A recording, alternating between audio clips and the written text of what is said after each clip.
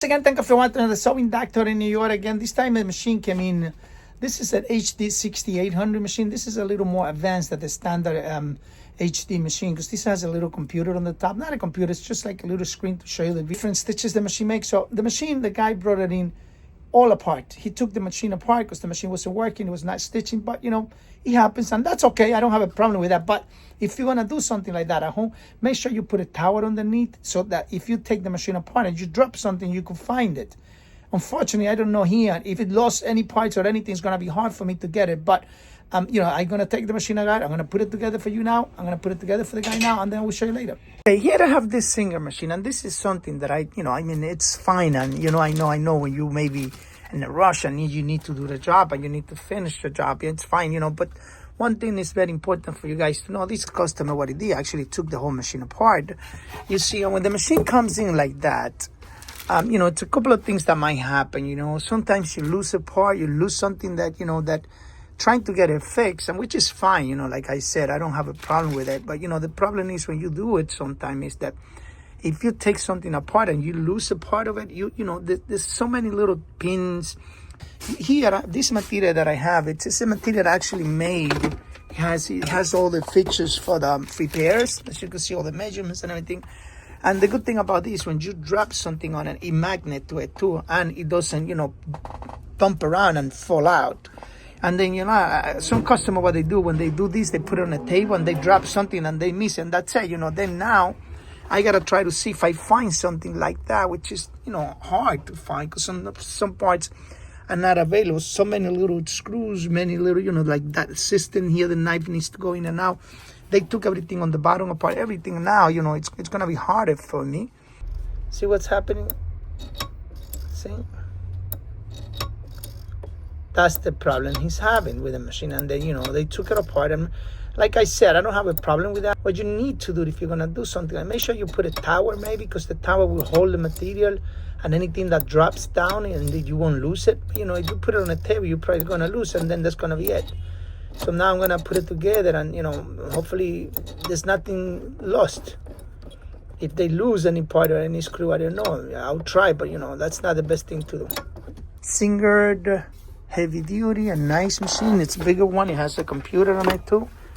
Nice machine overall. Just, you know, we'll see. How I have shown you many times. I select the machine on zigzag, and then I goes to the wider side of the zigzag, which is 7. Now I'm going to start working on the machine. When the machine that makes the zigzag, I'm going to put the machine on the left side, turn it off, and then the machine is going to stay on the left side all the time. It's not going to go back and forth. It's going to stay there. Now I'm going to do the timing while the needle is at the widest zigzag point and it's at the left side. The reason why you want to do that, as I keep saying all the time for you guys out there, the needle must be on the left, otherwise you're not going to have a good stitching when you set up the machine. Always at the left, coming up, 0.5 millimeter. The point of the hook should be hitting the back side of the eye of the needle exactly at that time. You tighten everything back and everything is perfect. Okay, for those up there that ask, this here, you have one, you know, you can see this is the main gear right here. This gear is the one that actually, what you see here, this is the shaft of the hook, the rotating hook on the top. So this gear right here, what it does, it hits the gear that moves the shaft. So here you have 2 screws, one here, you have one screw right over here. Okay, you have one here, and then you have another one here. There's 2 of them right there. Now I use a 2.0 millimeters set. That's a torque 2.0 millimeter to lose those screws. Great tool. Actually, I'm gonna be selling these for you guys out there. If you like this, you can buy it from me. I'm gonna have it on my shop already. Very nice because you could take it off and change it if it get damaged or anything. Very good, nice set of tools. So this one right here, what you do is actually you loose it up, and then with your hand you could take the inner hook or the hook and rotate it.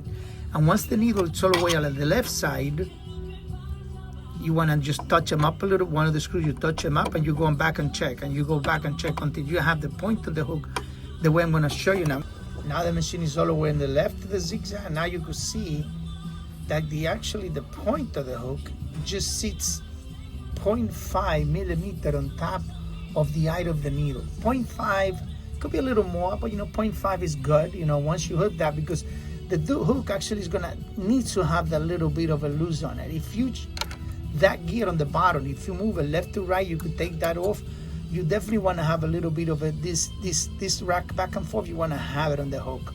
So you see what I do when I put it in. I make sure if I push it back, when I push the hook back on the rack, I want it to be mostly top of the needle a little bit. Always gonna be just sitting, like I said, 0.5 millimeters on top of the eye of the hook, and then you make everything tight. When you have those screws loose on the bottom, this one will rotate. You can rotate this one. So let's say I got it loose, I take this one and I move it back and forth depending on what I want.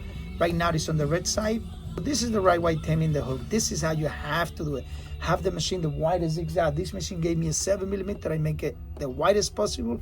And what I do, like I said before, I turn the machine off. Then I do it while the machine is all the way in the left. That way the needle is never gonna move. You don't touch the needle, just let it sit there. Again, loose the 2 screws, and then you can rotate this, advance it up to when you have it just 0.5 millimeter. Or you could take a little bit of a tool and measure something. You know, this is a 2-point. This one is a 2-point, but they have 0.5 millimeter wrenches. They have one. You could just put it there and measure, and that's it. The machine now completely finished. Look at this.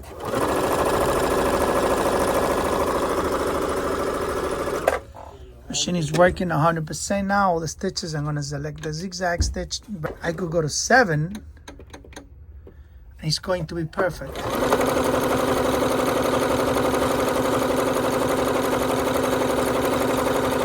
That's why I said when you're gonna set up the stitches, you gotta make sure you set it up on the wielded stitch. So when you get done with it and you time in your machine, look at that, perfect. Top and bottom, perfect. Nice, very, very good stitch. No problem, everything is good.